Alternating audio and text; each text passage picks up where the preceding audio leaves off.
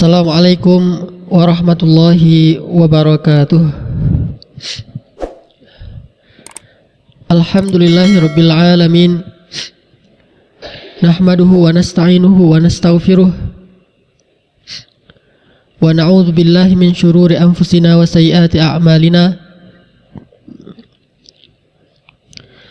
May yahdihillahu fala mudilla lahu wa may yudlil fala hadiya lahu. Asyhadu an la ilaha illallah wahdahu la syarika lah. Al-hayyul qayyum la ta'khudhuhu sinatu wa la naum. Lahul mulku wa lahul hamdu wa huwa ala kulli syai'in qadir. Wa asyhadu anna Muhammadan abduhu wa rasuluhu la nabiyya ba'dah. Wa ma yantiqu 'anil hawa in huwa illa wahyu yuha.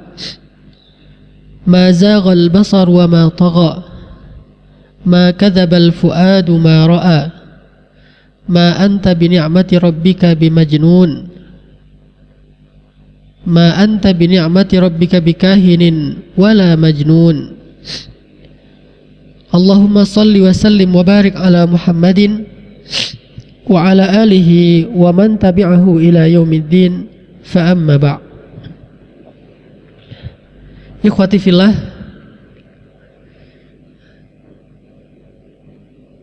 Imam Al-Ghazali rahimahullah, seorang ulama yang cukup terkenal. Beliau pernah menulis buku yang sebagian besar kaum muslimin membacanya. Buku itu adalah buku Ihya Ulumuddin. Artinya menghidupkan ilmu-ilmu agama. Ihya Ulumuddin. Sampai orang Mesir punya peribahasa tentang kitab Ihya Ulumuddin. Kata mereka, man lam yaqra al-ihya falaysa bi ihya. Siapa yang belum pernah membaca kitab Ihya, maka dia tidak ihya. Artinya siapa yang belum pernah membaca kitab Ihya Ulumuddin, dia bukan orang yang hidup. Sampai ini jadi peribahasa di Mesir, saking populernya kitab Ihya Ulumuddin, sampai mereka mengatakan man lam yaqra al-ihya falaysa bi ihya. Siapa yang tidak pernah membaca kitab Ihya, maka dia orang mati, tidak ihya. Siapa yang pernah baca Ihya? Nggak ada orang hidup. 1, 2, 3, cuma berempat kita ya yang hidup. Siapa yang belum pernah baca kitab ini, dia tidak disebut orang yang hidup. Bahasa lainnya, kemana aja?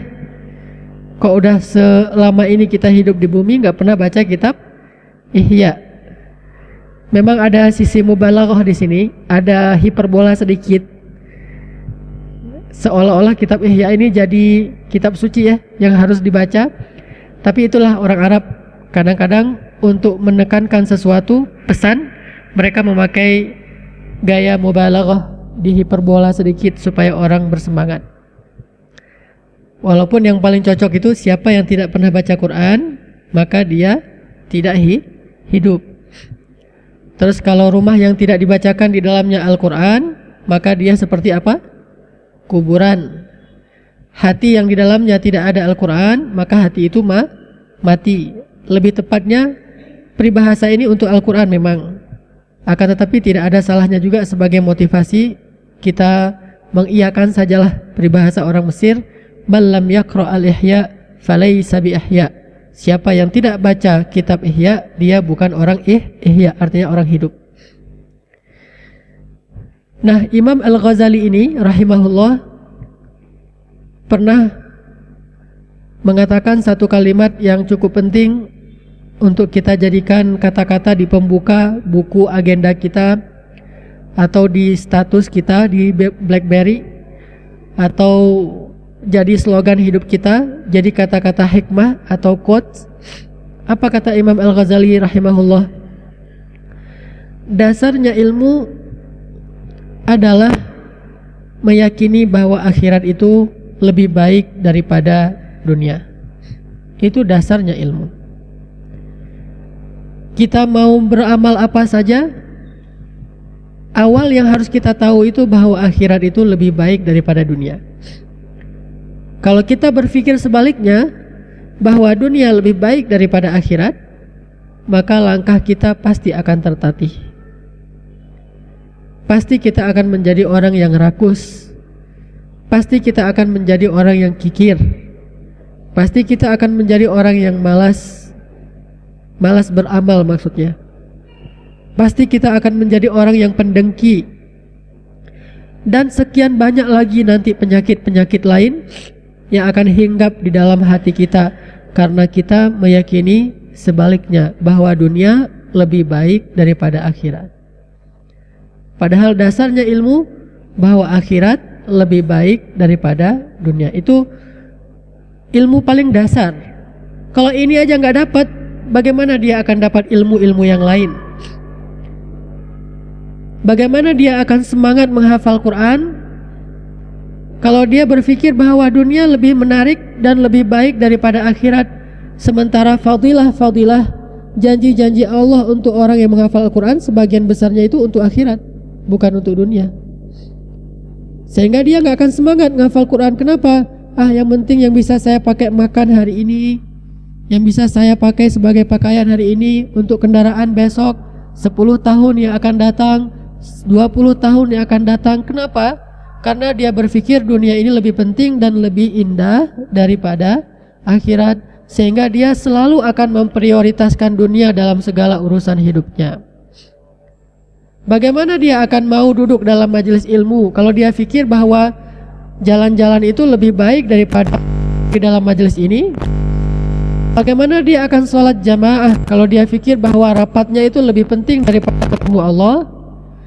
Bagaimana dia akan menutup aurat kalau dia berpikir bahwa dilihat orang lain dan dipuji itu lebih menarik daripada tidak terlihat kecantikannya dan dipuji oleh Allah? Makanya dasarnya ilmu itu adalah meyakini bahwa akhirat lebih baik daripada dunia. Ini kalimat yang sangat singkat, tapi kita harus belajar terus untuk bisa benar-benar meyakini ini dalam hati kita. Kalau enggak, kita kayak anak yang diajarkan rumus fisika atau IPA United, tapi dia nggak bisa baca tulis. Bukankah dasarnya ilmu untuk orang-orang yang sekolah itu adalah baca tulis, atau setidaknya hitungan-hitungan sederhana, calistung. Dari TK udah diajarin 1 tambah 1 itu dari dulu sampai sekarang tetap gak berubah kan ya? 2. 1 tambah 1 2. 2 tambah 2 4. 4 tambah 4 berapa ya Baba? Nah ini anak TK nih. Oh ya udah gak apa-apa. Udah 1 kali 1 gak usah kali-kali dulu deh, kurang. Terus belajar yang dasar-dasar. Baca dari dulu sampai sekarang. Ini Budi, ini Wati. Budi pergi ke sekolah, Wati membantu ibu. Ayah pergi ke kantor, ibu pergi ke pasar. Berarti Wati pergi kemana? Ke pasar, kan membantu ibu.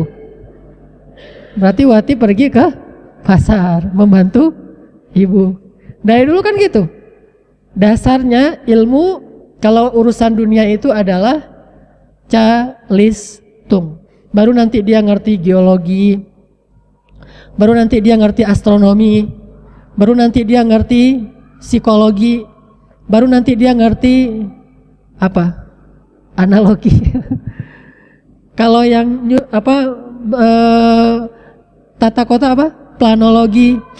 Baru nanti dia ngerti segala macam ilmu-ilmu yang sudah rumit dan luas. Akan dia mengerti kalau dia bisa ilmu dasar, yaitu calistung. Kalau ini nggak bisa, nggak mungkin dia akan bisa mengerti yang lebih rumit darinya. Kalau ini nggak bisa, nggak mungkin dia bisa berjalan di muka bumi, nggak bisa baca, nggak bisa tulis, nggak bisa berhitung. Coba kalau nggak bisa baca, bagaimana dia akan tahu rambu-rambu lalu lintas? Sementara sekarang cara orang berinteraksi itu lebih banyak dengan membaca daripada dengan mengingat. Beda dengan orang di zaman dulu. di zaman Nabi dan para sahabat banyak mentransformasikan atau mentransfer informasi itu bukan lewat baca tulis, surat dikirim, itu nggak terlalu populer walaupun ada. Yang paling populer itu dengan mendengar lalu hafal kan ya? Atau mengalami lalu dihafal. Mirip dengan cara berinteraksinya hewan. Hewan kan gitu, saking kuatnya hafalan hewan itu kan dia berinteraksi dengan hafalan. Gajah melewati satu tempat, itu dia hafal. Setelah sekian tahun nanti dia balik lagi ke tempat yang semula. Cuma tempat yang dia lewati dulu sekarang udah jadi perkampungan penduduk. Kita nuduh gajah, gajah masuk ke kampung. Bukan gajah masuk kampung, manusia masuk kampung gajah. Itu kan kalau kita baca di tentang gajah. Gajah lewat jalan di depan Istiqomah nih. Dulu di sini hutan. Jalurnya gajah hijrah dari satu tempat ke tempat lain, mencari air, mencari tempat-tempat yang subur. Dia lewat sini nih, hafal sama gajah, dan itu dihafalkan kepada anak-anaknya. Antar anak-anaknya pas pulang lewat sini juga kita bilang, gajah masuk Istiqomah. Bukan, Istiqomah yang masuk ke areanya gajah. Itu terjadi di Aceh, terjadi di Lampung, terjadi di Thailand. Banyak gajah nyerang kampung, bahasanya salah, kata para ahli lingkungan, orang yang menyerang tempatnya gajah. Mereka berinteraksi itu dengan hafalan, dengan intuisi, dengan insting. Kita sekarang zaman modern berinteraksi itu dengan membaca. Di zaman Nabi dan sahabat berinteraksi itu dengan hafalan. Setelah mereka tahu, mereka hafal dan susah lupanya. Kalau sekarang susah mengandalkan hafalan. Makanya ilmu dasar kita sekarang itu adalah calistung, membaca, menulis, berhitung. Kalau nggak bisa baca, susah hidupnya. Kalau nggak bisa menulis, susah untuk mengutarakan keinginannya. Kalau tidak bisa berhitung, dia akan ketipu terus oleh orang lain. Makanya banyak ruginya kalau dia nggak bisa ilmu dasar, baca, tulis, hitung. Begitu juga dalam urusan agama, ilmu dasarnya meyakini bahwa akhirat itu lebih baik daripada dunia. Itu ilmu dasar banget. Itu ilmu dasar banget. Ini yang harus kita belajar dari awal harusnya. Bahwa kita belajar, betapa indahnya surga, betapa luar biasanya kehidupan di akhirat, betapa kekalnya di akhirat, betapa luar biasanya neraka, betapa mengerikan neraka, betapa panjangnya perjalanan mahsyar, betapa luar mengerikannya kubur dan segala macam. Itu harus punya banyak wawasan tentang itu. Itu ilmu dasar. Itulah yang menjadi motivasi kita beramal, menjadi penguat kita dalam kesabaran, menjadi goal kita dalam setiap kebaikan adalah memperoleh kebaikan akhirat. Ini ilmu dasar, kata Imam Al-Ghazali. Dan kata-kata beliau pun bukan kata-kata yang dari ide beliau sendiri. Itu dari hasil penelaahan beliau terhadap Al-Quran. Di antaranya Allah berfirman di dalam surat Al-A'la, wal akhiratu khairun wa abqa, dan akhirat itu lebih baik daripada dunia dan lebih kekal. Di dalam surat Ad-Duha, walal akhiratu khairul laka minal ula, akhirat itu lebih baik bagimu daripada dunia.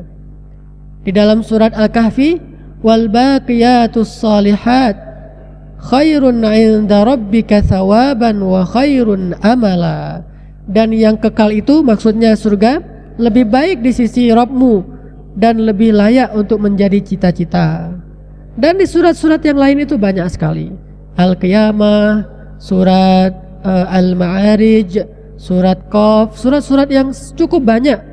Walaupun bahasanya beda-beda, tapi intinya sama, bahwa akhirat itu lebih baik daripada dunia. Inilah dasarnya ilmu. Ini yang harus kita tanamkan kepada anak kita kalau kita mau mendidik mereka dengan sistematis. Ini salah satu materi wajib untuk diajarkan kepada anak-anak. Coba sekarang cari materi ini di sekolah Indonesia ada. Bahkan di pesantren pun gak ada materi ini. Gak ada di pesantren materi bahwa akhirat lebih baik daripada dunia, gak ada. Paling-paling akhirat itu suruh hafal nama-nama surga, suruh hafal nama-nama neraka, terus udah gitu-gitu aja. Nggak ada pesan bahwa hafal doang tanpa pesan. Sama kayak menghafal nama-nama anbiya tapi tidak ada pesan. Apa untungnya saya hafal nama Nabi Adam? Ada pesannya harusnya. Nuh ada pesannya, Ibrahim ada pesannya. Semua itu kan mau'izah, nasihat, tapi tidak dinasihatkan sekedar menghafal lalu dapat nilai 100. Siapa yang hari ini bisa menyebut nama Nabi bisa pulang duluan. Itu motivasinya coba. Motivasinya supaya bisa pulang duluan. Nggak salah, tetapi ada yang miss, ada yang masih terlewatkan di sini. Apa yang terlewatkan? Pesan dari ilmu. Bukan sekedar data dari ilmu, tapi pesan ilmu itu apa? Belajar sejarah bukan cuma sekedar data-data sejarah. Nabi lahir di Mekah tanggal 12 Rabiul Awal, kemudian menikah dengan Khadijah, usia 25, Khadijah 40, dapat wahyu usia 40, di mana? Di Gua Hira. Wahyu pertama Iqra, hijrah ke Madinah. Terus apa lagi? Perang pertama, perang Badar, jumlah kaum muslimin 313. Jumlah orang munafik, orang kafir hampir 1000. Perang yang setelahnya yang kaum muslimin itu kalah, perang Uhud. Perang yang ada paritnya, perang Khandak, perang Ahzab. Ini catatan sejarah. Tidak ada pesan apa-apa, tidak ada pelajaran apa-apa, cuma catatan saja. Apakah itu yang disebut dengan belajar? Begitu juga orang belajar tentang akhirat. Apa yang kita tahu tentang akhirat? Bahkan catatan pun nggak ada, apalagi pesan. Hampir kita nggak ngerti akhirat. Padahal itu sesuatu yang hak. Al-jannatu haq, wan naru haq, wal hisabu haq, wal qiyamatu haq, al-haqqah. Semua itu benar. Dunia ini yang disebut dengan fana, tidak benar-benar ada. Arti tidak benar-benar ada, apa yang kita dambakan di dunia ini nggak benar-benar terwujud. Tapi semua yang Allah janjikan di akhirat itu memang ada. Tapi kita hampir nggak punya informasi tentang akhirat, gimana lagi pesan? Informasinya aja nggak punya. Berarti umat Islam sekarang itu belajarnya udah nggak lagi ngikutin sunnah Nabi SAW. Bagaimana Nabi ngajarin kepada para sahabat, itu udah nggak diikuti. Yang diikuti adalah cara belajar yang liberal, sekuler. Walaupun muatannya atau materinya masih ada sentuhan-sentuhan Islam, pelajaran-pelajaran Islam, tetapi secara metodologi, kemudian dari tujuan dari belajar itu udah disekulerkan. Sehingga kita menjadi orang yang hanya membaca cover saja, membaca judul saja tapi tidak tahu isinya. Sebutkan 10 judul buku yang terkenal. Gampang kan? 1 misalnya judul buku yang terkenal 7 Habits. 2 La Tahzan. 3 ESQ. 4 sebutkan 10 buku motivasi yang terkenal kita sebutkan. Tapi tahu nggak isinya apa? Nggak tahu. Cuma kulit saja. Sebutkan nama-nama malaikat. Tahu. Munkar, Nakir, Jibril, segala macam. Tahu nggak apa pesan dari nama-nama itu? Nggak tahu. Sebutkan nama-nama Allah yang mulia, yang kita hafal, walaupun namanya sangat banyak, ribuan bahkan nggak terhitung. Disebutlah Ar-Rahman, Ar-Rahim dan segala macam 99. Tahu nggak pesannya apa? Nggak tahu. Berarti ini sama dengan menghafal judul-judul buku terkenal, tapi nggak pernah baca isinya. Itu kerjanya apa kalau kayak gitu? Kira-kira orang ini kerja apa kalau tugasnya menghafal judul-judul buku terkenal? Apa pekerjaannya? Jadi pegawai Gramedia. Ada buku ini, itu mah buku lama, udah nggak ada. Dia tahu kan? Pernah baca? Saya juga belum pernah, cuma baca sinopsisnya doang. Atau paling baca judul sama tagline-nya doang. Ini sama. Hafal nama-nama surat. Al-Fatihah, Al-Baqarah, Ali Imran, segala macam. Apa pesan dari Al-Fatihah? Nggak tahu. Berarti nggak ada pesannya kan? Begitu juga urusan akhirat. Begitu juga urusan surga dan neraka. Kita pikir anak kita udah pintar dengan menghafal nama-nama surga? Belum. Pesannya itu yang harus kita tanamkan kepada mereka. Apa pesannya? Akhirat lebih baik daripada dunia. Arti akhirat yang saya maksud di sini atau yang dimaksud Imam Al-Ghazali, surga bahwa daripada dunia. Surga itu lebih baik. Cek. bahwa surga itu lebih baik daripada dunia. Ini yang harus coba sungguh-sungguh deh. Terutama nih kalangan ibu-ibu sebagai mujahidah di rumah, murabbiyah. Kalau bapak-bapak nanti membantu. Ibu-ibu yang paling banyak kan berinteraksi dengan anak-anak. Coba ibu-ibu fokus banget cari sebanyak mungkin informasi bahwa betapa akhirat itu lebih baik daripada dunia. Lalu yakini itu, kemudian coba transfer pesan itu kepada anak-anak kita dari sejak dia kecil. Kalau ini bisa sampai, setelahnya semuanya mudah. Semuanya akan punya inisiatif sendiri. Dia punya kuah dorongan sendiri. Nggak perlu kita kejar-kejar dia untuk sholat. Kenapa? Dia yang tertarik kepada itu. Nggak perlu kita kejar-kejar dia untuk ngaji. Kenapa? Dia yang tertarik untuk itu. Nggak perlu kita absen dia puasa apa enggak hari ini. Atau kita ngintip-ngintip dia wudunya sambil minum apa enggak. Dia sendiri yang senang. Nggak perlu kita habis-habisan memantau dia karena dia tahu bahwa akhirat itu lebih baik atau lebih mengerikan daripada dunia. Surga lebih baik daripada dunia atau neraka lebih mengerikan daripada dunia. Kalau itu udah tertanam, udah nggak perlu kita terus-menerus memutabaah, terus-menerus melihat dia apa yang dia lakukan di kamar. Ini nggak akan terlalu repot kalau ini yang kita tanamkan. Tapi seiring dengan tantangan di luar rumah itu lebih besar, maka mujahadah kita juga harus lebih besar. Ketimbang di zaman sahabat yang tantangan di luar itu nggak sedahsyat sekarang. Sampai Nabi aja mengakui nanti akan muncul masa di mana fitnah itu luar biasa, seperti potongan-potongan malam yang gelap. Kan gitu kan? Artinya apa? Ini nggak pernah terjadi di masa sebelumnya. Saking parahnya fitnah di akhir zaman. Di zaman kita, fitnah media, fitnah pergaulan, fitnah hiburan, segala macam itu fitnah. Arti fitnah kan ujian ya, kesesatan dan segala macam, dosa, maksiat. Ini semuanya luar biasa berkembangnya di zaman kita dan digandrungin oleh banyak orang dan cukup perkembangannya tuh cukup signifikan, maju sekali sehingga butuh jerih payah yang lebih luar biasa lagi daripada seorang ayah dan ibu untuk anaknya dibandingkan di masa Nabi. Sampai Nabi bilang akan muncul nanti satu zaman yang fitnahnya itu cukup banyak seperti potongan-potongan malam yang gelap. Seseorang paginya beriman, malamnya kufur. Malamnya beriman, paginya kufur. Bisa jadi rezeki yang paling halal pada saat itu adalah seseorang yang menggembalakan ternaknya di puncak gunung. Kan gitu kan? Saking susahnya mencari rezeki yang halal bagi laki-laki. Perempuan-perempuan yang di zaman itu kasiyat, ariyat, ma'ilat, mumilat. Dia menutup aurat tapi seperti tidak pakai apa-apa.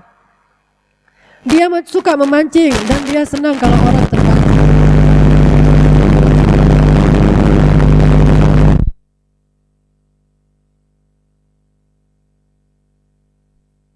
Dan dia senang kalau orang lain terpancing. Ini zaman sekarang, makanya kita harus lebih sungguh-sungguh mendidik anak kita. Jihad ibu di zaman sekarang itu jauh lebih berat daripada zaman dulu. Kalau zaman dulu yang ujiannya nggak seberat itu aja, perempuan nggak mau bekerja demi mendidik anaknya. Apalagi zaman sekarang, udah berat fitnahnya seperti sekarang, perempuan bersaing dengan laki-laki dalam karir, bagaimana nanti akan jadinya generasi kita? Jangan selalu menyalahkan perempuan juga kalau dia bersaing dalam karir. Di satu sisi, ini ada kesalahan laki-laki. Kenapa?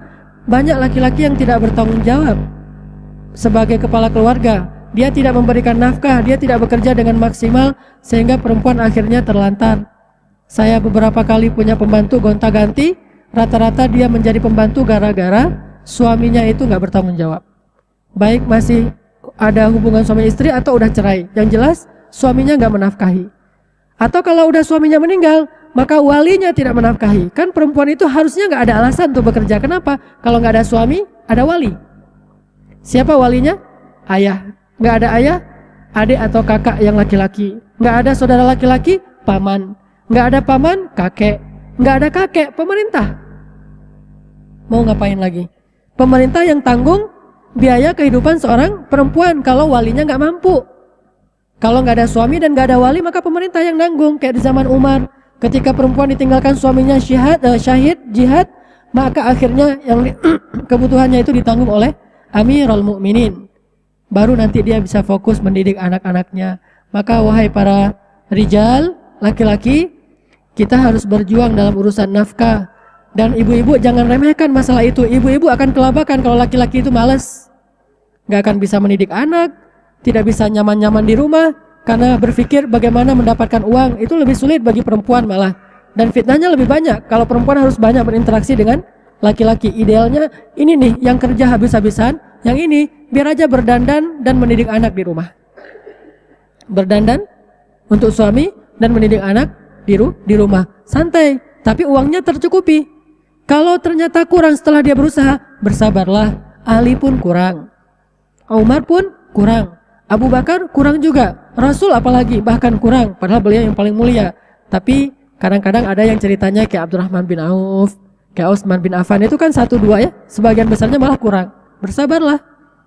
Jangan, kecuali kalau ini nggak mau kerja nih, oke kita kerja. Tapi kalau ini udah kerja habis-habisan ternyata masih kurang, ya sudah kita bersabar. Fokuslah dengan 2 hal tadi, suami dan anak. Dan salah satu materi yang harus kita ajarkan kepada anak kita tadi, walal akhiratu khairul laka, wahai anakku, minal ula.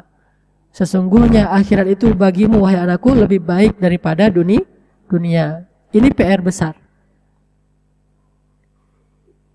Inilah rahasia kenapa anak-anak kecil di Palestina, di Suriah itu kuat menghadapi ujian yang luar biasa beratnya. Anak-anak Suriah, mereka bilang apa? Hasbunallah, hasbunallah, wal akhiratu khairun wa abqa, wa ma indallahi khair. Kata anak-anak Suriah, cukup bagi kami Allah, cukup bagi kami janji Allah. Kami tidak butuh janji-janji manusia. Sesungguhnya akhirat itu lebih baik dan lebih kekal. Sesungguhnya balasan Allah itu lebih baik. Mereka angkat tangan kayak gini, anak kecil, sambil mereka dalam keadaan rumahnya udah hancur, sambil gendong adiknya karena ayah dan ibunya udah meninggal, dibunuh. Tapi mereka bilang Allah, Allah, Allah, rame-rame serentak. Kenapa bisa punya mental sekuat ini? Jadi tough, jadi tangguh. Kenapa? Memangnya mereka belajar motivasi di mana? Ikut training apa? Enggak. Kita ikut training nangis-nangis di ruang itu, keluar dari situ lemah. Air matanya udah habis, tapi tenaga enggak ada. Kenapa? Kita hanya bersandiwara saja dengan adegan-adegan hidup. Mereka benar-benar belajar inti dari ilmu bahwa akhirat lebih baik daripada dunia. Ini cuma sementara, ujian kami ini cuma sementara, perang ini cuma sementara, musibah ini cuma sementara, kelaparan ini cuma sementara, panas ini cuma sementara. Nanti yang kekal di akhirat, maka kami bersabar karena ini cuma sementara. Mereka yakin itu. Itulah dasarnya ilmu mereka. Selain mereka punya puncak ilmu juga. Jadi punya dasar ilmu, fondasi, punya puncak ilmu, yaitu atapnya. Apa puncak ilmu? Nabi SAW bersabda, Ra'sul hikmah, puncaknya ilmu, makhafatullah, takut kepada Allah. Itu puncaknya ilmu. Kalau kita gabung, dasarnya ilmu itu adalah akhirat lebih baik daripada dunia. Puncaknya ilmu itu mengenal Allah Subhanahu wa taala hingga muncul rasa takut dan ta'zim, mengagungkan Allah. Itulah puncak ilmu. Kalau kita singkat dengan 2 kata, puncaknya itu akidah, dasarnya itu akhirah. Jadi akidah dan akhirah, itu aja 2. Coba fokuskan 2 hal ini nih. Inilah sebaik-baik pendidikan. Dia boleh gak sekolah, tapi ini gak boleh terlewatkan. Karena gak semua orang kan cita-citanya berkarir ya. Anak saya yang Aisyah, cita-citanya pengen jadi animator. Dia senang ngelukis. Saya bilang, kan dia suka nonton film Ipin Upin. Nanti Aisyah buat tuh film dakwah kayak Ipin Upin, diarahkan ke arah dakwah. Karena emang ini hobi dia. Kalau udah ngelukis, saya bandingkan dengan diri saya, waktu seusia dia kelas 2 SD, lukisan saya itu hancur-hancuran, cuma ada gunung, matahari, awan, pohon. Kan standar ya. Pertama yang dibuat apa? Gunung langsung. Terus di tengah-tengahnya matahari, ceret-ceret. Udah gitu awan, udah gitu ada pohon, ada rumah. Itu pun udah bagus banget kalau gitu. Ini udah luar biasa kalau menurut saya, karena dia punya bakat. Ya udah saya biarkan dia dengan bakatnya, bisa berjam-jam, nggak akan rasa capek. Tapi kalau disuruh baca, nulis atau ngitung-ngitung, dia gampang capek. Bukan itu bakatnya. Udah animator. Dia mau sekolah, ya sekolah. Kadang-kadang pengen libur, nggak apa-apa. Tapi jangan sering-sering juga. Pokoknya jangan buat dia terbeban dengan karir sekolah. Nilainya berapa? Yang penting jangan jelek-jelek amat juga. Nggak harus ranking 1. Karena saya tahu kemana dia akan mengarah nanti ke depan. Yang kedua, pengen jadi chef. Pengen jadi chef. Kalau mamanya masak, dia pasti bantu-bantu apa segala macam. Mau masak apa? Mau masak pizza, burger, kan dia yang tahunya yang masih kayak gitu-gitu. Akhirnya, ya udah, kamu masak aja. Terus pengen apa? Jualan. Saya beliin kulaan grosir di pasar, kayak ciki-cikian, terus dijual sama dia di sekolahnya, dapat satu tempat yang gede itu bisa dapat 2.000 untung, lumayan. Entrepreneurship kan dari kecil. Sekolahnya ya terserah dia senang dia sekolah, nggak senang dia di rumah aja. Nah, ini tapi jangan ditiru, ini sekedar sharing bahwa ini bukan hal besar. Betapa orang stres gara-gara ujian nasional, mau ujian naik kelas stres. Terus ini stres, semuanya stres. Bahkan saya kenal seorang psikolog plus dokter mengatakan ketika ujian nasional 2 tahun yang lalu, banyak anak SD itu satu kelas, semuanya lebih dari setengahnya masuk rumah sakit. Kenapa? Karena stres tinggi, sampai mual-mual, muntah-muntah. Bahkan beberapa orang diopname. Kenapa harus gitu-gitu amat? Emangnya kalau nggak naik kelas itu dunia ini jadi kiamat? Ya tapi jangan nggak naik kelas juga, naik. Cuma kalau nggak naik, apakah dunia ini jadi kiamat? Ya enggak kan? Betapa banyak orang yang nggak naik kelas kemudian jadi orang sukses? Balik lagi, ilmu dasar itu bukan itu. Kita udah salah sangka selama ini. Karena kita menganggap dunia lebih baik, sehingga habis-habisan untuk dunia, stres gara-gara dunia. Coba ketika musim ujian nasional gimana stresnya bangsa ini? Di TV dialog tentang kurikulum, tentang kesalahan ini, kesalahan teknis ini, soal bocor segala macam. Kemudian ada anak yang sampai di penjara pun dia harus ikut ujian. Padahal ilmu nomor 1 bagi dia itu bukan ujian nasional. Ilmu nomor 1 bagi dia itu adalah takut pada Allah dan belajar akhlak, supaya dia nggak masuk penjara, supaya dia nggak berbuat kriminal, supaya dia nggak kena narkoba. Tapi dia pakai ujian matematika, fisika, segala macam, dia bingung lihat ini semua, ini benda apa ini semuanya. Yang dia tahu selama ini narkoba. Kita udah salah, kita pikir dunia inilah segalanya, sehingga ketika gagal di ujian nasional, habislah dunia saya. Dan mana cerita kayak gitu? Emang semua orang yang nilainya bagus akan sukses? Belum tentu juga. Walaupun nilai yang bagus itu insya Allah sukses, tapi nggak menjamin yang nilainya bagus itu bakalan sukses. Nggak menjamin. Tapi yang memiliki karakter yang kuat, itulah yang sukses. Nilainya bagus dan berkarakter, atau nilainya belum bagus tapi dia berkarakter, dia jelas fokus punya satu yang dia inginkan, itu biasa sukses. Cuma kita, itulah karena dunia sudah ada di hadapan kita udah jatuh cinta sama dia, sehingga kita terpengaruh bahagia dan susah kita oleh dia. Coba, misalnya nih, ada namanya Budi sama Wati misalnya, tapi bukan adik kakak, nggak saling kenal. Cie gitu ya. Budi dan Wati nggak saling kenal. Pernahkah ketika Budi dan Wati itu nggak saling kenal, Budi terpengaruh bahagia dan susahnya oleh si Wati? Nggak, biasa aja tuh. Si Watinya menjauh biasa aja, si Watinya keluar kota biasa aja, si Watinya sakit nggak masuk sekolah biasa aja. Orang si Budi nggak kenal, nggak ada perasaan cinta, nggak ada perasaan apa-apa. Tapi pas udah kenal, kemudian jatuh cinta, maka hidupnya itu sangat tergantung kepada sosok perempuan ini. Perempuan ini bete, dia ikut bete. Perempuan ini berpaling muka, dia apa? Dia sedih, muncul lagu berpaling muka gitu-gitu kan? Kenapa? Dia terpengaruh rasanya oleh si perempuan. Kalau perempuan ini nanti bilang lo gue, maka dia akhirnya nabrak diri ke truk. Kan? Berita terakhir, entah di mana tuh, pokoknya daerah Jawa Timur apa Jawa Tengah. Karena putus cinta, akhirnya dia balap motor sendiri, pas ngelihat truk dia tabrakin dirinya ke truk yang lagi berhenti, sehingga dibawa rumah sakit. Nggak mati pula, kan rugi. Kenapa pengen dilihat oleh orang yang dia cintai? Betapa aku nggak bisa hidup tanpa kamu. Coba lihat betapa lemahnya dia gara-gara jatuh cinta kepada perempuan ini. Nggak salah kalau dalam urusan suami istri, tapi maksud saya ini analogi untuk dunia. Seringkali ketika kita udah jatuh cinta kepada dunia yang fana ini, yang tidak mungkin memuaskan hawa nafsu kita, kita akan merasa senang dan bahagia itu tergantung kepada kondisi dunia kita. Itulah yang salah yang paling besar. Saya sering bilang, jangan hitung duit pakai hati, hitunglah duit pakai jari. Apa bedanya menghitung duit dengan hati dan dengan jari? Kalau hitung duit pakai jari gimana? Masih banyak? Ini lagi kan? Biasa aja. Wajahnya nggak akan tersenyum sampai oh gimana gitu. Hatinya nggak akan berbunga-bunga, biasa aja tuh. Cuma jarinya aja ngitung. 1, 2, oh 100 juta.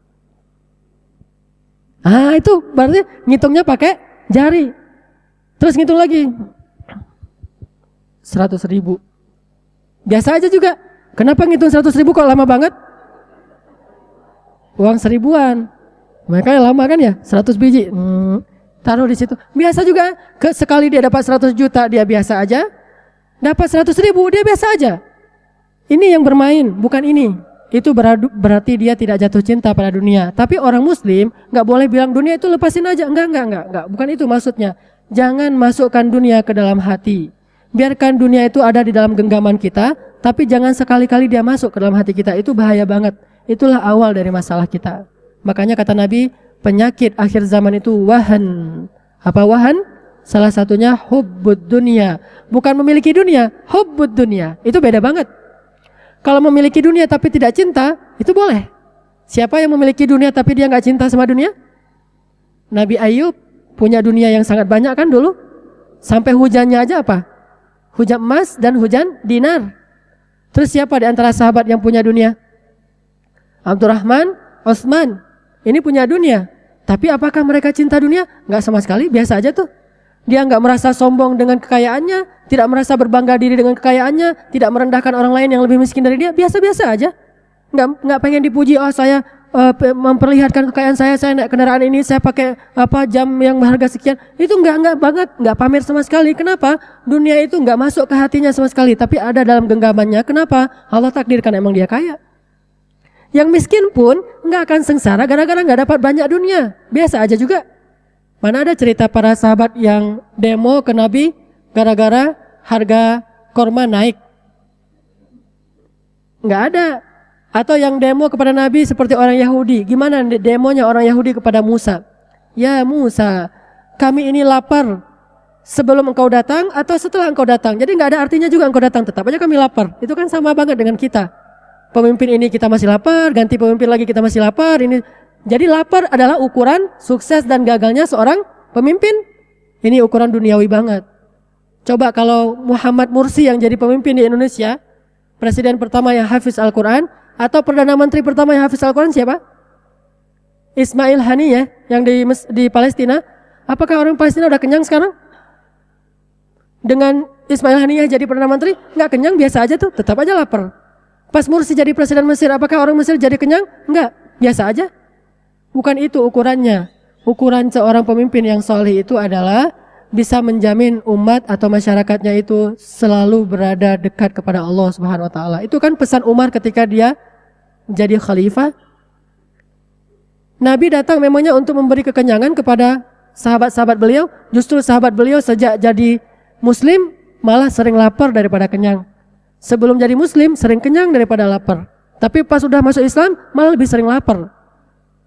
Bukan di hati. Jadi lapar itu enggak mempengaruhi rasa sedihnya. Kenyang pun tidak mempengaruhi rasa girangnya yang berlebihan. Makanya kata Allah, likaila ta'saw ala ma fatakum, supaya kalian tidak merasa berputus asa dengan yang kalian tidak dapatkan, wala tafrahu ala ma atakum, dan supaya kalian tidak lupa diri dan girang banget dengan apa yang Allah berikan pada kalian. Flat ajalah, plain urusan dunia di hati kita. Kita boleh menggenggam uang sebanyak-banyaknya, asal kita di hati tidak mencintainya. Kalau kita udah mencintainya, kita bukan hanya akan menggenggam, kita akan memeluknya dan tidak mau melepaskannya lagi. Dan itu kikir. Tapi kalau hati tidak mencintainya, hanya menggenggam saja, maka Allah minta, dia kasih aja, biasa aja tuh. Hilang, bukan diminta oleh Allah dengan cara yang dia sukarela. Allah ambil dengan cara terpaksa. Dia nggak sukarela, tapi Allah ambil. Rugi atau bangkrut atau ditipu orang, dia juga nggak buat dia stres, biasa-biasa aja. Ketika dia dapat banyak, nggak membuat dia lupa diri sombong. Ketika dia tidak dapat apa-apa, nggak membuat dia putus asa dan terpukul. Biasa aja. Ini namanya menghitung uang dengan jari, bukan dengan hati. Itu yang saya maksud dengan jangan mencintai dunia, bukan jangan memiliki dunia. Nggak ada kalimat jangan memiliki dunia. Bahkan Allah sendiri mengatakan dunia itu khair. Wa innahu lihubbil khair lasyadid. Sesungguhnya dia terhadap kebaikan itu sangat mencintainya. Allah menyebut kebaikan. Kata semua ulama tafsir, khair di ayat itu artinya ad-dunya, al-mal wal banun, harta dan anak, itulah khair. Kadang-kadang kalau nggak khair, zinah, perhiasan. Kebaikan, perhiasan, senda gurau, permainan, apalagi? Terus ujian, terus musuh, kan ya? Macam-macam kan sebutan tentang dunia. Dia ada kebaikannya, tapi bisa jadi musuh besar juga. Nah, itu ditempatkan di luar hati kita. Di dalam hati jangan sampai masuk. Ini nggak bisa sekedar mendengar 1 kali 2 kali ceramah. Ini harus jadi bahan renungan kita untuk terus kita dalam tanda petik bermeditasi dengan materi ini. Coba kita renungkan materi ini. Saya nggak boleh cinta dunia. Saya nggak boleh cinta dunia. Saya nggak boleh cinta dunia. Saya harus cinta akhirat. Akhirat itulah yang mempengaruhi senang dan susahnya saya.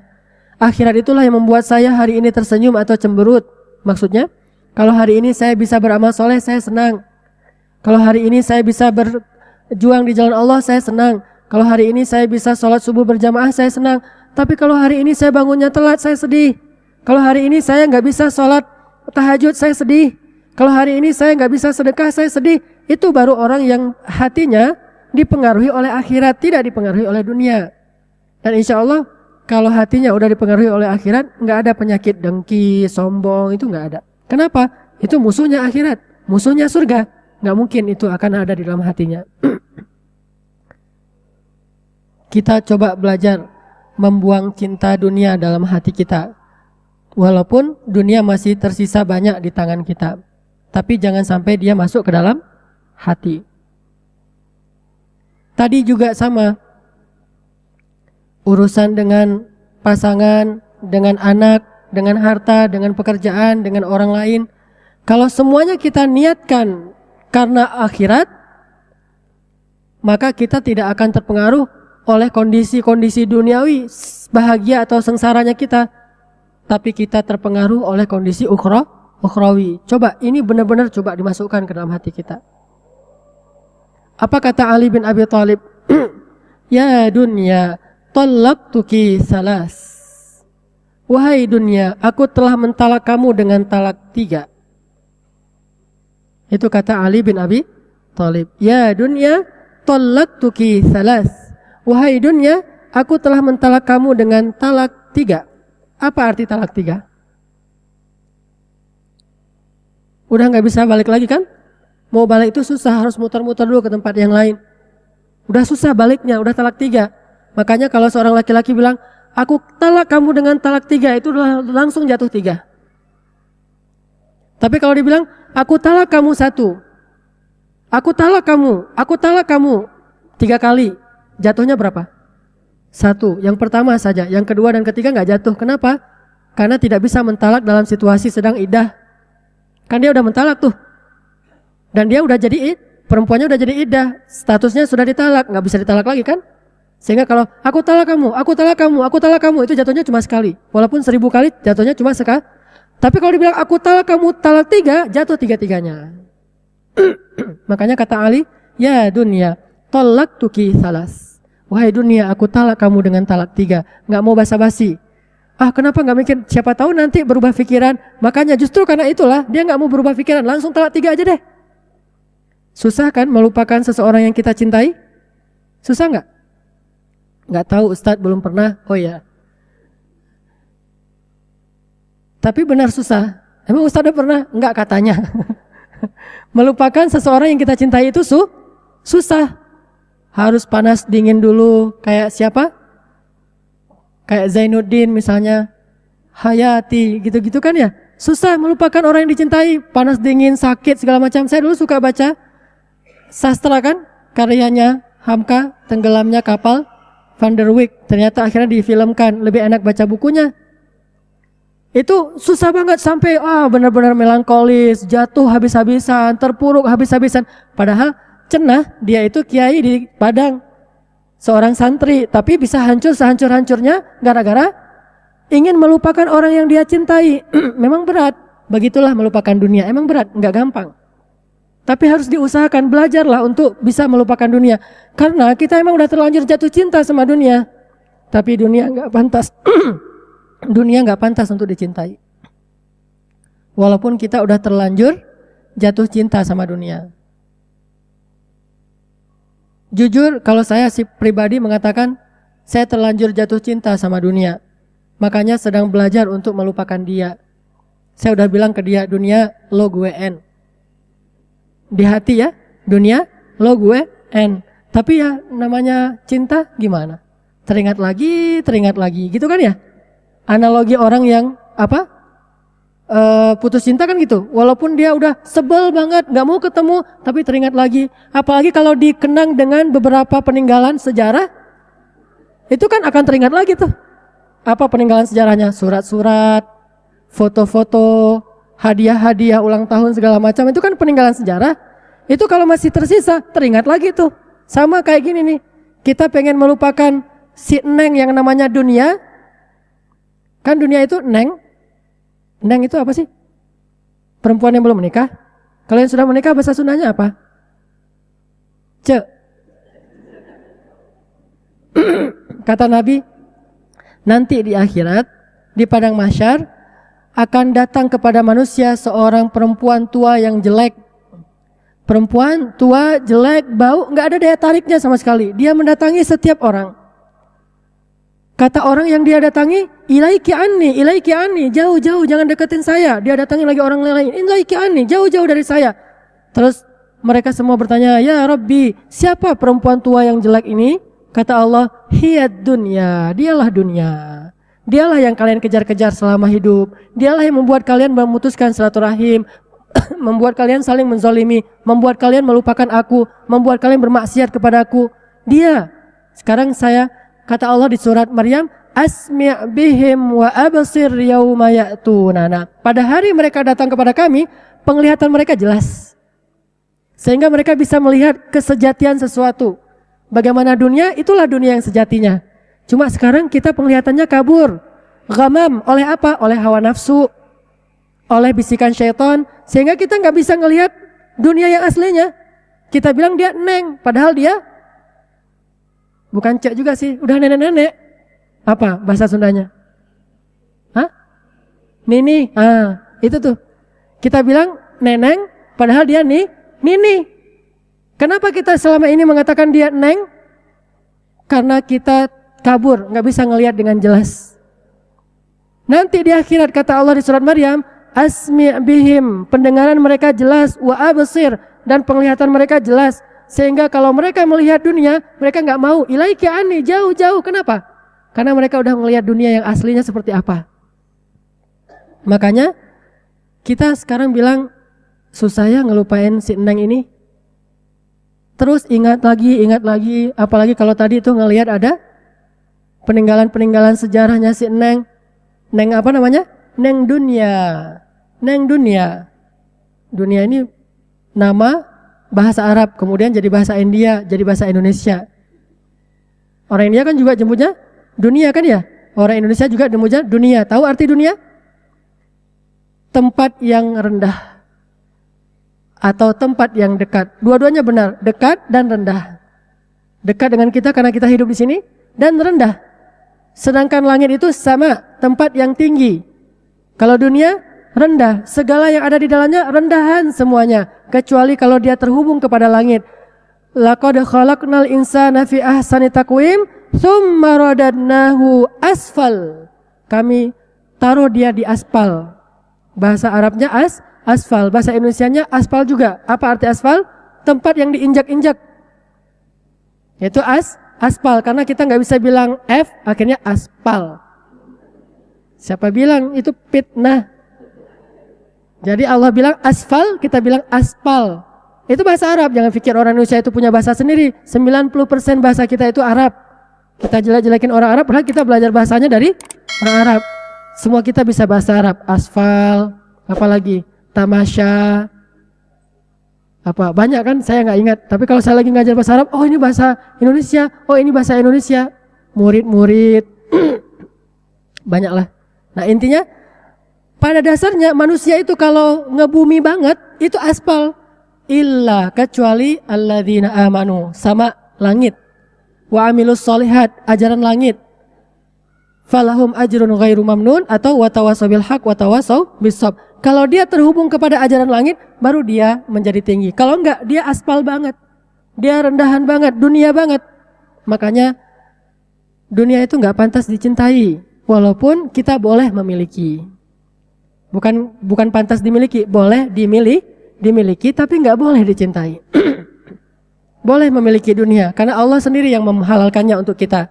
Wala tansa nasibaka minat dunia, jangan lupalah nasib kamu. Nasib, coba, itu nasib bahasa Arab, cuma kita kurang fasih menyebutkannya. Bukan nasib, aslinya nasib, bukan nasib. Nasib, nasib itu artinya bagian. Udah nasib saya, udah bagian saya. Kita aja nasib kita pikir takdir, bukan. Wala tansa nasibaka minat dunia, nasibak, nasib kamu, nasib kamu, kita bilang nasib.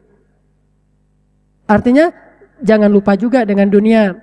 Jangan juga kita buang semua dunia. Bahkan ada sahabat saking bencinya dengan dunia, pengen nyedekahin semua hartanya. Kata Nabi, kamu punya anak dan istri? Punya. Maka jangan semuanya. Ya udah kalau gitu Nabi, setengah aja boleh enggak? Jangan, itu banyak. Kalau gitu sepertiga aja. Itu juga udah banyak. Tapi udahlah, enggak apa-apa. Siapa dia? Sa'ad bin Abi Waqqas. Saking gak bolehnya kita buang semua dunia, karena ada yang punya amanah, ada yang punya hak di tubuh, di pundak kita. Siapa? Anak kita, istri kita, keluarga kita, dia punya hak. Makanya kita gak boleh buang semuanya, kasih ke mereka, jangan kita pegang sendiri. Nah ini pesan untuk bapak-bapak laki-laki nih. ATM-nya jangan gemuk-gemuk amat, saldonya jangan banyak-banyak amat, kasih aja ke sini nih. Kalau ada uang kasih langsung, ada uang kasih langsung. Kita gak usah pegang duit banyak-banyak. Kenapa? Kalau nanti kita meninggal, kita akan masuk surga 1000 tahun lebih cepat dari mereka yang kaya. Kenapa? Orang miskin lebih cepat masuk surganya 1000 tahun daripada orang kaya. Jadi ATM-nya kayak banyak, ntar hisapnya kelamaan. Udah aja langsung ditransfer, beli rumah atas namain istri, beli kendaraan atas nama istri. Kita punya apa? Gak punya apa-apa. Kan istri gak mungkin ceraiin kita. Istri mungkin kita ceraikan, tapi istri gak mungkin menceraikan kita. Dia bisa menceraikan kita kalau kita berkehendak itu. Makanya udah kasih aja ke mereka, gak usah khawatir. Kita gak punya apa-apa. Nanti meninggal, warisan gak ada, kecuali mungkin warisan cuma 1 juta. Siapa juga yang memperebutkan 1 juta kan? Udah itu aja warisannya. Pas hadap Allah, mana harta kamu? Ini ya Allah cuma 1 juta. Ya udahlah, daripada lama-lama masuk surga. Kan enak. Jadi ATM jangan banyak-banyak. Alhamdulillah sekarang ATM saya udah gak banyak. ATM-nya cuma 1. Kartunya cuma 1, isinya juga nggak ada, hampir nggak ada maksudnya. Semuanya saya kasih beli. Misalnya ada rumah kecil, saya kasih nama istri saya. Ada mobil untuk kebutuhan sehari-hari, saya kasih atas nama ini untuk kamu, ini untuk kamu. Terus saya nggak punya apa-apa, hanya untuk 1 bulan hidup itu yang saya pegang. Memang itu harus dipegang laki-laki ya, biar dia punya izah juga lah. Masa dia minta dari istri, ntar kalau butuh apa-apa ya, mah duit dong, ini nggak ada uang bensin, kan nggak enak kan ya. Jadi kita pegang, tapi setelah itu habisin. Kalau tiba-tiba meninggal, nggak punya apa-apa, kan enak tuh. Meninggal sebagai orang miskin. Sahabat tuh kayak gitu tuh. Coba baca kisah-kisah sahabat. Rata-rata kalau mereka meninggal, mereka pengen hartanya dihabisin dulu, biar mereka statusnya nanti nggak bertanggung jawab di hadapan Allah. Itu enaknya. Kenapa ada ilmu waris? Bagi mereka yang nggak sempat menghabiskan harta semasa hidup, berlakulah ilmu waris. Sahabat jarang pakai waris-warisan. Kenapa? Udah gak ada yang bisa diwarisin, apa juga ngewarisin apa? Gak punya apa-apa. Abu Bakar sebelum meninggal ngapain? Dia panggil Aisyah, dia panggil Asma, dia panggil Abdurrahman, anak-anaknya dipanggil, wahai anak-anakku, wahai Aisyah, kembalikan harta yang kemarin Bapak titipkan ke kamu, terus bagi rata segala macam, dan ambil semuanya, Bapak sekarang udah gak punya apa-apa. Selain sehelai kain ini dan kain kafan yang memang udah jelek, itu aja yang dimiliki. Coba kan meninggalnya berstatus orang miskin. Sebaik-baik orang meninggal itu berstatus orang miskin, jangan berstatus orang kaya. Ini meninggal statusnya orang kaya.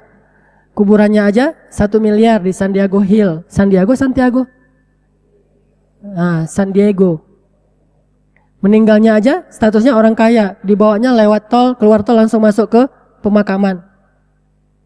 Terus juga kerandanya 300 juta. Pakai jas, pakai dasi, terus pakai sepatu, pakai HP, tiba-tiba berbunyi, ada yang nelpon, diangkat sama yang ngurus, dia udah meninggal, masukin lagi kan?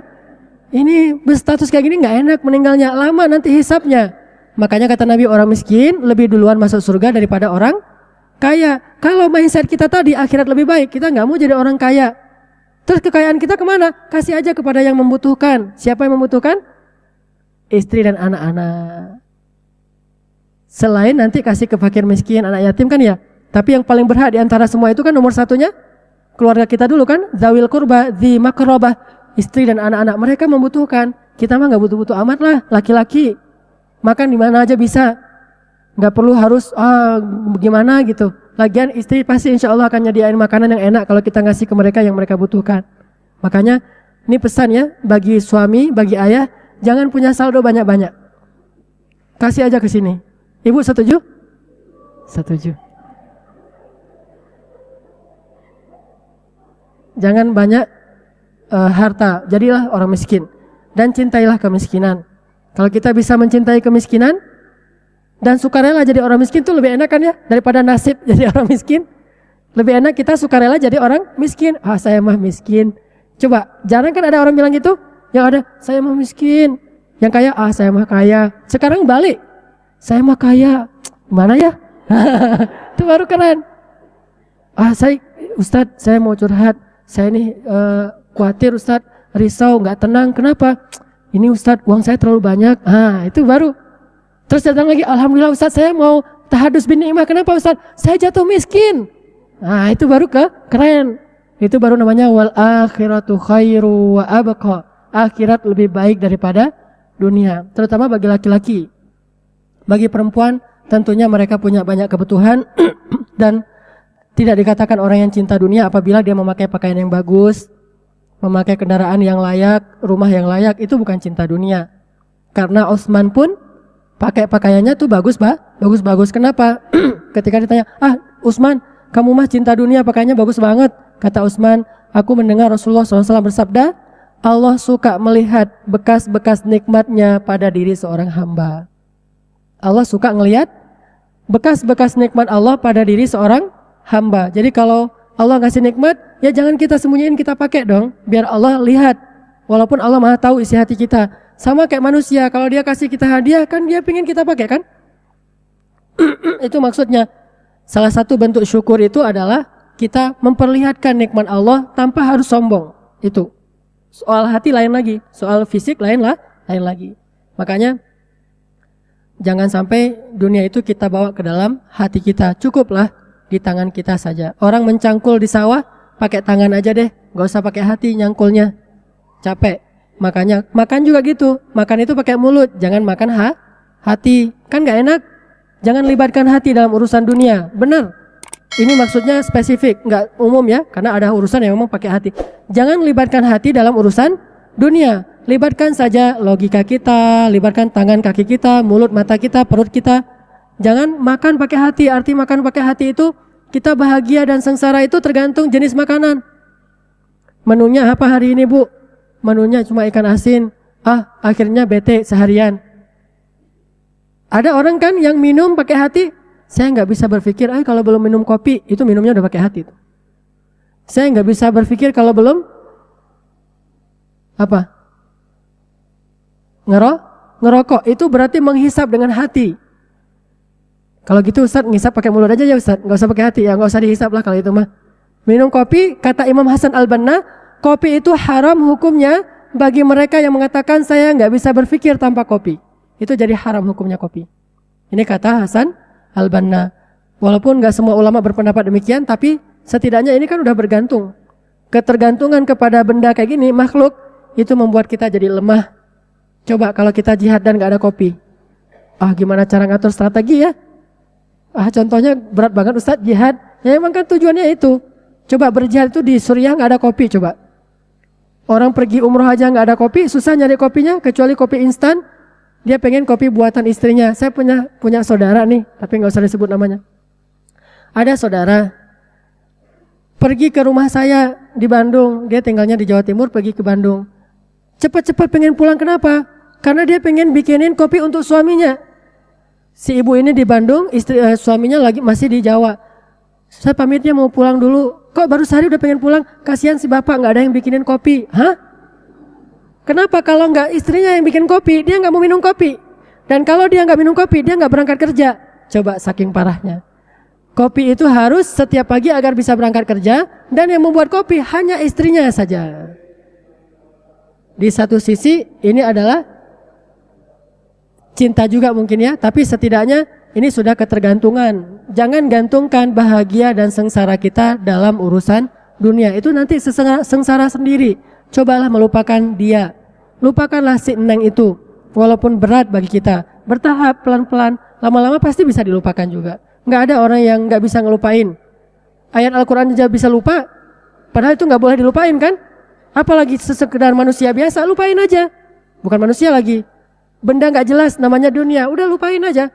Tapi walaupun kita lupakan, bukan berarti kita tinggalkan. Boleh kita miliki, tapi tidak boleh kita cintai. Wahai dunia, aku telah mentalak engkau dengan talak 3. Coba bilang itu dalam hati kita, atau pas sendiri bilang, dunia, aku sudah talak kamu dengan talak 3. Kata dunia, ya udah, aku cari yang lain. Kan banyak yang masih mau bersedia menjadi kekasihnya dunia ya. Ya udah terserah lu deh. Ah ya udah, yang penting gue sama lu. Ya, bilang aja gitu sama dunia, agak-agak gaul dikit nggak masalah. Yang penting intinya talak. Dunia, aku talak engkau dengan talak 3. Sehingga Ali bin Abi Thalib ketika beliau jadi khalifah, nggak mempengaruhi beliau itu gajinya kecil atau besar, nggak mempengaruhi kinerja beliau. Kenapa? Udah ditalak. Sama dengan kita, nggak mempengaruhi bayarannya kecil atau besar, ya tetap kita sungguh-sungguh. Kalau itu baik, ini namanya udah mentalak dunia. Tapi kalau kita bisa mencari yang lebih baik dalam urusan rezeki, pekerjaan, nggak apa-apa kita cari. Karena apa? Karena mereka butuh, bukan karena saya cinta. Tapi saya ingin memenuhi kebutuhan keluarga saya. Wafa. Wafa itu memenuhi hak. Sifat wafa itu sifat orang mukmin. Saya ingin memenuhi hak istri saya, hak anak-anak saya, kebutuhan mereka. Bukan karena saya cinta dunia, enggak sama sekali. Saya sedih karena melihat mereka kekurangan, kelaparan, itu membuat saya sedih. Bukan karena saya lapar, biasa aja lah bagi saya kalau saya lapar. Tapi kalau mereka lapar, saya nggak kuat. Itu mungkin masih wajar lah, bertahap ya, sampai ke tingkat seperti Nabi Ibrahim alaihissalam, seperti Hajar, seperti Ismail alaihissalam. Ini baru namanya mereka mentalak dunia. Makanya ketika Ali dengan Fatimah hidupnya sangat terbatas, dari sejak mereka menikah itu kan acaranya udah nggak duniawi banget kan ya. Masih ingat gimana acara resepsinya Ali dengan Fatimah? Maharnya apa? Maharnya itu minjam ke calon mertua. Minjam kepada Rasulullah. Apa yang dipinjam? Baju perang. Ini maharnya. Terus acara pernikahannya berapa menu makanannya? Ada yupa-yupa, ada pecel, ada segala macam? Enggak. Cuma satu menu, susu saja. Cuma susu. Terus pakaian pengantin perempuannya ada bekas tambalan sampai 14 bekas tambalan di pakaian pengantin. Itu pun gak nyewa. Mana ada yang nyewain kayak gitu. Itu pun warisan dari ibunya yang mulia, yaitu Khadijah. Warisan Khadijah, perempuan yang sangat kaya, jatuh miskin gara-gara dakwah. Kemudian mewariskan baju untuk Fatimah. Itu baju paling bagus. Kalau enggak bakal dipakai di hari itu kan. Baju paling bagusnya itu ada 14 tambalan. Coba gimana baju sehari-harinya? Itu baju pengantin 14 tambalan. Apakah setelah itu mereka acaranya tuh bete?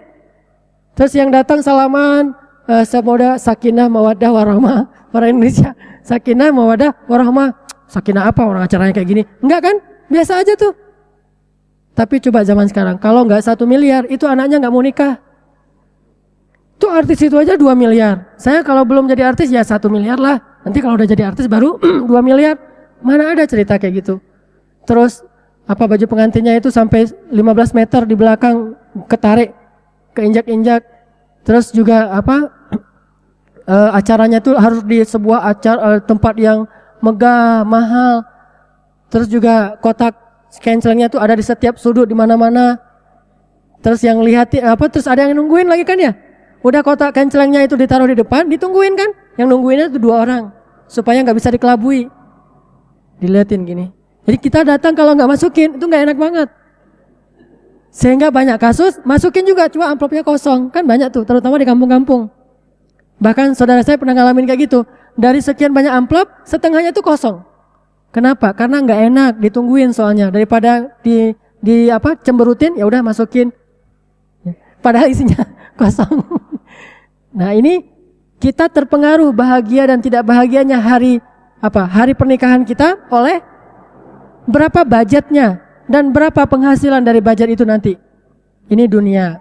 Sementara Ali dan Fatimah nggak terpengaruh tuh, biasa aja. Walaupun Nabi juga gitu kan, Nabi beberapa kali menikah. Salah satu acara pernikahan Nabi yang paling lumayan besar itu nikah dengan siapa? Nikah dengan siapa? Yang paling lumayan lah acaranya. Siapa? Setelah Khadijah. Khadijah kan belum jadi Nabi. Setelah jadi Nabi, siapa acara pernikahan Nabi yang paling nyembelih onta segala macam, kormanya banyak? Siapa?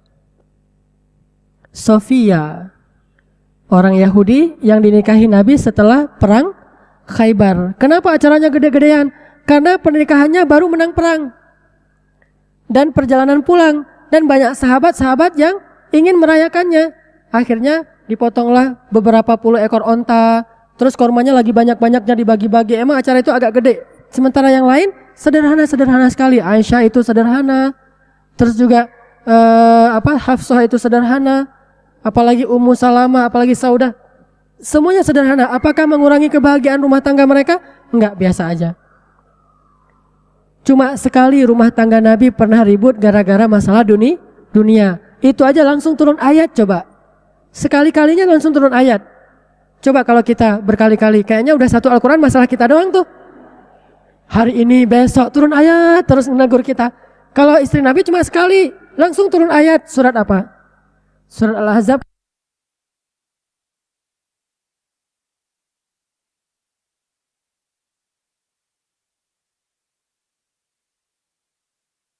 Bersabar, aku berikan kalian yang lebih baik. Maksudnya akhirat, karena kalian tidak sama dengan perempuan-perempuan mukminah yang lain.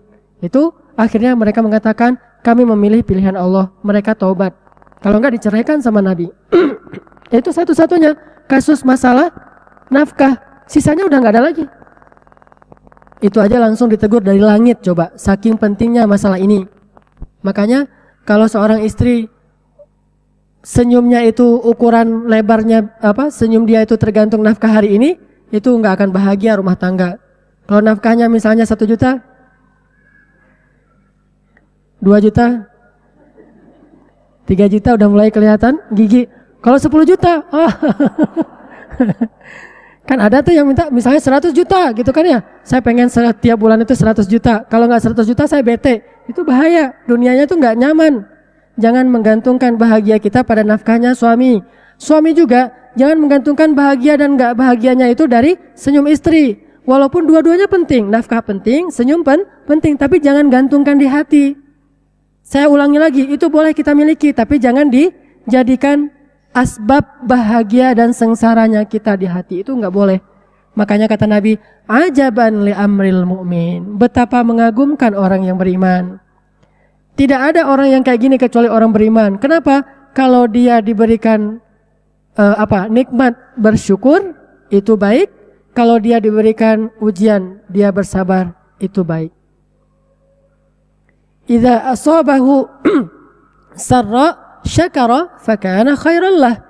Wa in asabathu dharra sabara fakana khairan lah. Wa laisa dzalika illa lil mu'min. Ini artinya enggak terlalu fluktuatifnya psikologi dia atau kegembiraan dan kesengsaraan dia itu enggak terlalu bergantung kepada kondisi dia. Memang wajar lah menitikkan air mata, sedih itu masih wajar. Cuma jangan sampai ke tingkat putus asa. Ya, la tai asu, jangan sampai putus asa. Jangan sampai kayak tadi tuh, nabrakin diri ke truk yang sedang berhenti. Itu namanya putus asa. Berarti dia sudah melibatkan hati dalam urusan dunia. Kalaupun kita mencintai, cintailah karena Allah. Kalau Allah bilang jangan cintai, ya kita tidak cintai. Kalau Allah bilang suruh benci, ya kita benci. Kalau Allah suruh cintai, kita cintai. Apa ayatnya? Walakinnallaha habbaba ilaikumul iman wa zayyanahu fi qulubikum wa karraha ilaikumul kufra wal fusuqa wal isyan. Allah membuat kalian cinta kepada keimanan dan menjadikan rasa cinta itu indah di hati kalian dan menjadikan kalian benci kepada kekufuran, kefasikan dan kedurhakaan. Ulaika humur rasyidun. Itu baru namanya orang yang benar, kata Allah. Cinta dan bencinya itu diatur oleh Allah, bukan oleh hawa nafsu. Itu baru dia akan bahagia. Belajarlah dari situ. Belajarlah dari kata-kata Imam Al-Ghazali. Talak dunia seperti Ali bin Abi Thalib. Ya dunia, talak tuki salas. Setelah itu hidup Fatimah dengan Ali sangat sederhana ketimbang sahabat-sahabat yang lain. Sesekalinya Fatimah datang ke Nabi minta pembantu, itu bisa kita bayangin orang sesolehah Fatimah sampai minta pembantu, berarti emang udah berat banget. Fatimah sakit-sakitan, anaknya itu banyak, bukan cuma Hasan Husain kan, anaknya banyak, terus rumahnya dia urus sendiri. Ali jarang pulang karena dia ke Yaman kan, Ali jihadnya ke Yaman.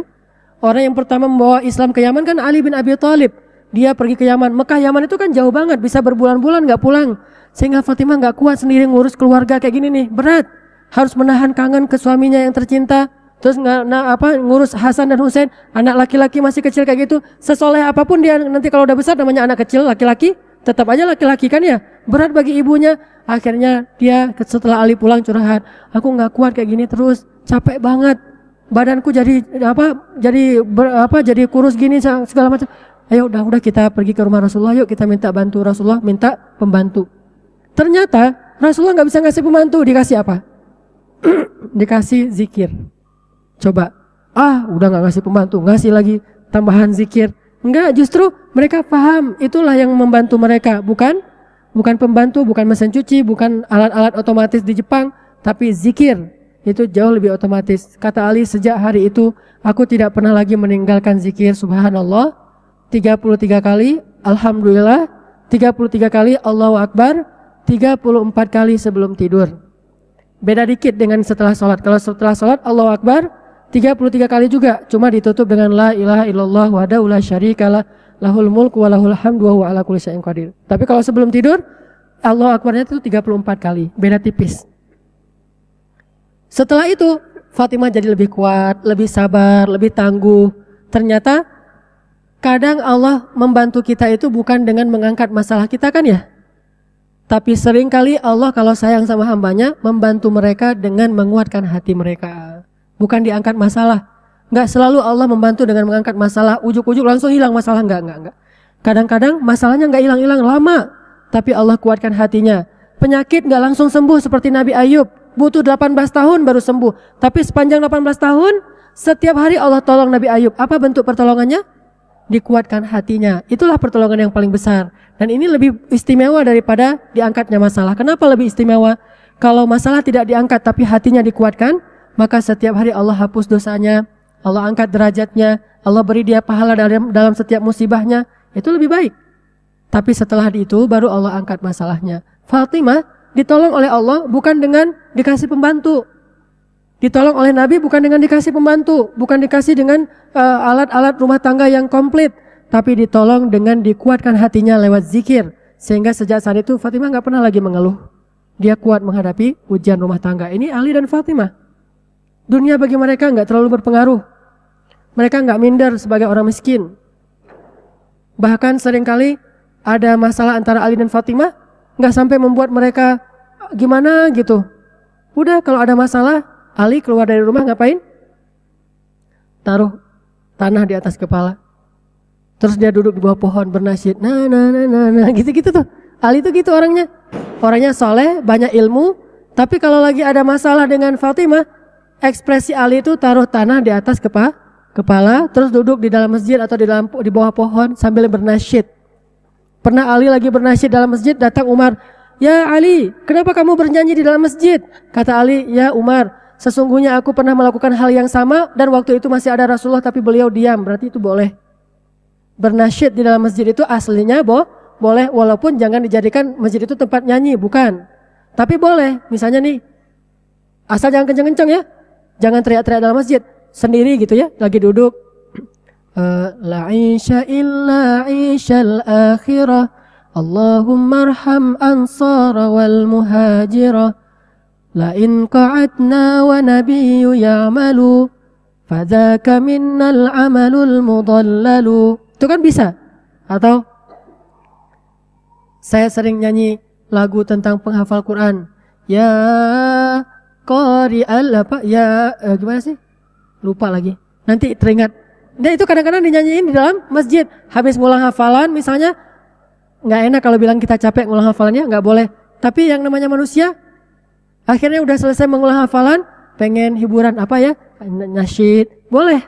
Ali juga beberapa kali pernah bernasyid di dalam masjid, ditegur sama Umar, kata Ali, "Aku pernah melakukan hal yang sama dan Nabi ada dan Nabi diam." Berarti boleh. Kenapa Ali bernasyid? Ngilangin masalah. Karena dia mungkin ada masalah dengan Fatimah, namanya juga rumah tangga kan ya. Sesoleh apapun tetap aja ada masalah. Nabi aja pernah menceraikan 2 istrinya, saking itu berhal Nabi udah soleh, istrinya pasti soleh banget, tapi tetap ada masalah. Ismail pernah menceraikan istrinya, Hajar dengan Sarah juga dengan Ibrahim juga pernah punya masalah. Jangan pikir kakek dan nenek kita yang jadi cerita endless love itu siapa? Adam dan Hawa itu nggak pernah punya masalah, ada juga masalahnya. Walaupun jadi simbol cinta sejati kan ya, Jabal Cinta, Gunung Cinta di mana? Jabal Rahmah. Sampai banyak orang yang kemarin pas saya umroh ya, ada ibu-ibu bawa foto tetangganya. Saya bilang, panggilannya Bi Nyai ngapain bawa foto tetangga? Ini Ustadz, dia pengen ditaruh fotonya itu di Jabal Rahmah. Soalnya usianya 35 tahun belum menikah, jadi pengen ditaruh fotonya di situ biar kecantol gitu. Kecantol apa? Kecantol onta kali ya.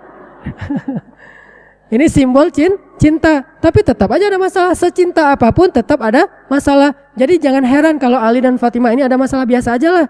Memangnya dia malaikat. Nah, cuma cara bereaksi dan merespon masalah itu baik. Enggak sampai ribut-ribut sampai gimana gitu. Ya udah, Ali daripada ribut-ribut dia keluar, dia taruh tanah di atas kepala, dia bernasyid. Ngapain sih taruh di atas kepala? Tanya aja sama Ali, saya juga nggak ngerti sampai sekarang. Cuma Nabi kalau ngelihat Ali udah taruh tanah di atas kepala, Nabi tahu banget, oh ini lagi ada masalah sama anak gue nih. Disamperin sama Nabi, "Ya Abat Turab, wahai bapak tanah." Panggilannya Ali, bapak tanah. Kenapa dipanggil bapak tanah? Karena suka taruh tanah di atas kepala. Nanti kalau lihat yang di sini pakai tanah di atas kepala, saya lagi nggak taruh tanah di atas kepala, jadi nggak ada masalah nih. Itu artinya mereka biasa-biasa aja lah dengan masalah dunia. Ada masalah dihadapin, ada nikmat disyukurin, gitu-gitu aja. Nggak sampai putus asa, sampai sombong, apa segala macam, nggak. Karena dia sudah mengeluarkan dunia dari isi hatinya. Tersisalah di sini iman kepada Allah saja dan semua kebaikan-kebaikan di sisi Allah. Itu. Mudah-mudahan ini bisa memotivasi kita. Kesimpulannya cuma satu, dasarnya ilmu, kata Imam Al-Ghazali rahimahullah, adalah belajar meyakini bahwa akhirat lebih baik daripada dunia. Sehingga kita selalu lebih memprioritaskan akhirat daripada dunia. Lebih mendahulukan akhirat daripada dunia. Kalau dia berbenturan, kalau enggak, dua-duanya boleh diambil. Mudah-mudahan bermanfaat. Wassalamualaikum warahmatullahi wabarakatuh.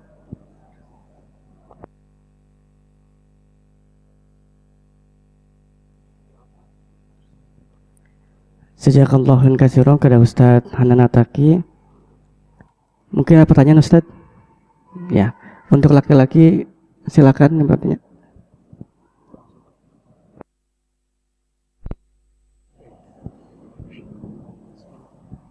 Bismillahirrahmanirrahim. Assalamualaikum warahmatullahi wabarakatuh, Ustaz. Ya, saya Hamam mau bertanya tentang, kan kalau kita istilahnya juhud gitu Ustaz ya, ada istilah juhud dan waro. Jadi kan kita mengutamakan akhirat ketimbang dunia. Yang saya ingin tanyakan itu, dalam konteks isi ayat Al-Quran yang walatan sanasibaka minad dunya itu ya seperti apa Ustadz, arahannya maksudnya kemana gitu Ustadz itu. Terus jadi kan tadi pernah disebutkan juga apa sih ya lebih baik mati atau wafat dalam keadaan miskin gitu Ustadz. Sebabnya kalau di akhir kan miskin lebih cepat penghisabannya gitu kan ya. Nah tapi kan ada satu nggak tahu apa ini perkataan yang seperti ini Ustadz, kan kalau misalnya kemiskinan itu lebih dekat kepada kekufuran gitu Ustadz. Nah itu Ustadz, jadi bagaimana itu Ustadz? Hatur nuhun saja, jazakumullah khairan.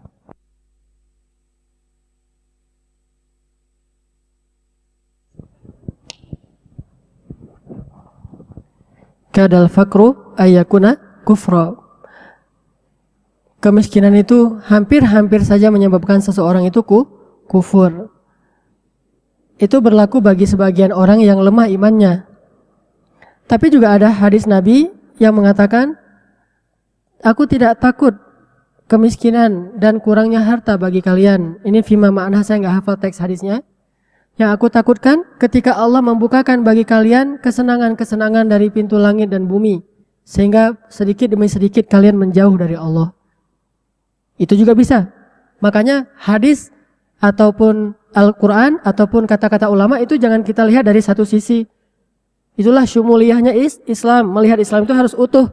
Jangan kita tahu hadis ini lantas seolah-olah yang lain itu nggak ada. Kan hadis itu yang kita hafal baru sedikit. Bahkan yang kita baca aja baru sedikit, apalagi yang kita hafal ya. Coba berapa hadis yang dihafal? Innamal a'malu binniyat. Dari dulu juga. Paling-paling kalau paling pintar lagi tambah satu lagi. At-taharah minal iman. At-taharah syatrul iman. Itu aja. Yang lain innamal a'malu binniyat aja nggak utuh. Cuma pembukaannya doang. Padahal masih panjang kan ya. Banyak orang bilang, itu nggak ada hadisnya. Itu nggak boleh kayak gitu. Emangnya dia udah pernah khatam baca hadis? Saya nggak pernah loh khatam baca hadis. Bukhari aja belum pernah khatam. Apalagi hadis-hadis riwayat yang lain. Sehingga kita nggak bisa bilang, itu nggak ada hadisnya. Saya nggak tahu hadisnya, coba cek. Gitu baru benar. Kalau nggak ada hadisnya berarti bid'ah kan?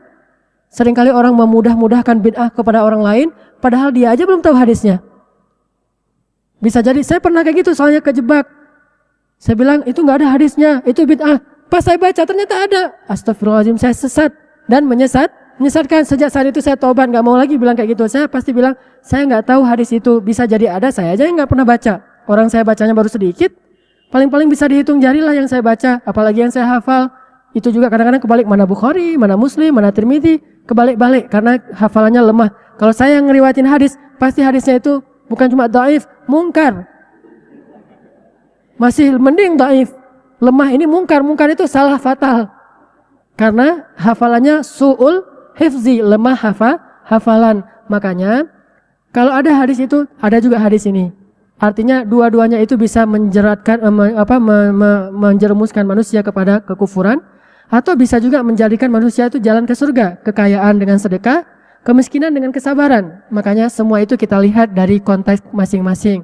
Nabi berbicara gini, siapa lawan bicaranya? Bisa jadi kayak gitu. Makanya ada yang nanya, ya Rasulullah, amal apa yang paling istimewa? Kata Nabi, birrul walidain.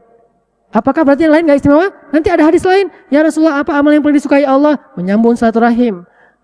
Terus yang kesempatan lain, sholat di tepat waktu, di waktu yang lain, kan macam-macam kan? Berarti semuanya istimewa, cuma lihat siapa dulu orangnya nih. Kalau orangnya bermasalah dengan ayah ibunya, berarti birrul walidain. Kalau orangnya suka telat sholat, berarti sholat pada tepat waktu. Ini semuanya amal yang istimewa. Makanya demikian juga dengan yang tadi. Hadisnya terlalu banyak. Jadi kemiskinan ujian, kekayaan juga ujian. Tapi kemiskinan, ada hadis dia lebih cepat masuk surga. Bisa jadi orang kaya itu juga bisa lebih tinggi derajatnya di surga karena kekayaannya kan ya. Makanya kata Nabi apa? Tidak boleh kita merasa iri kecuali dua jenis orang kan? Salah satunya siapa? Orang kaya yang menghabiskan hartanya di jalan Allah. Kita harus iri. Ada gitu hadis kita harus iri sama orang miskin? Mungkin ada, saya aja nggak tahu. Cuma yang saya tahu, iri yang dibolehkan itu kepada orang kaya selain orang yang berilmu. Berarti juga istimewa kaya itu. Saya tidak bilang nggak usah kaya atau harus mati miskin, enggak. Jangan libatkan kaya miskin itu ke dalam hati kita. Tapi kalau saya memilih meninggalnya jadi orang miskin. Mungkin itu lebih tepat daripada kata-kata tadi. Oke, saya ralat deh. Saya lebih memilih matinya dalam keadaan miskin. Tapi saya punya yang saya wafakkan kepada istri dan anak saya.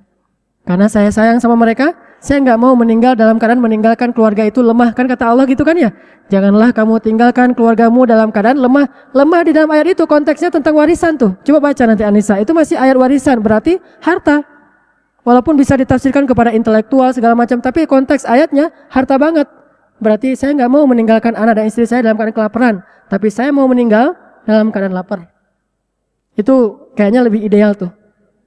Daripada, saya pengen kenyang juga, ya masuk surga juga, ya anak-anak juga semua kenyang.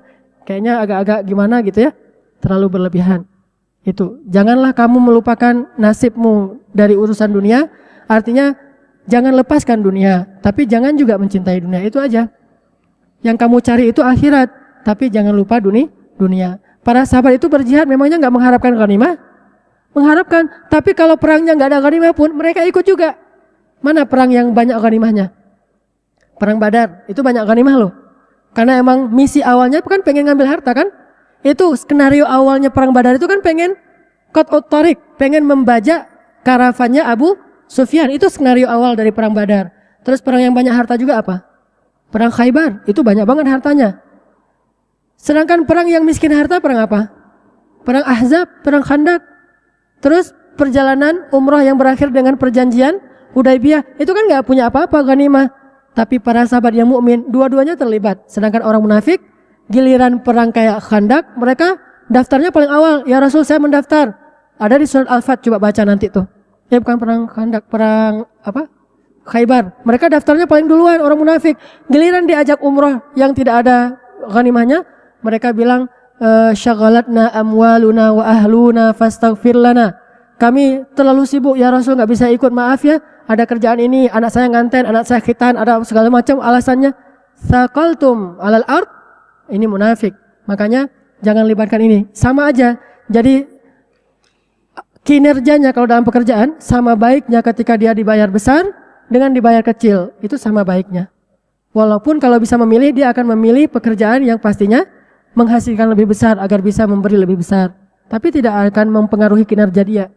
Tapi ketika bisa memilih, kenapa tidak memilih yang lebih baik? Allah menyuruh kita memilih yang terbaik. Cuma kalau berbenturan yang baik dengan yang buruk, tapi yang buruk ini banyak, menyilaukan, yang baik ini sedikit, pilihlah yang baik. Kenapa? Jangan masukkan dunia dalam hati. Gak ada salahnya jadi orang kaya, tapi juga gak tercela jadi orang miskin. Dari akhwat terakhir mungkin sebelum azan. Sudah masuk waktu, bentar lagi masuk waktu ya. Kita tutup saja dengan doa kafaratul majlis. Subhanakallahumma wa bihamdika asyhadu an la ilaha illa anta astaghfiruka wa atubu ilaik. Assalamualaikum warahmatullahi wabarakatuh.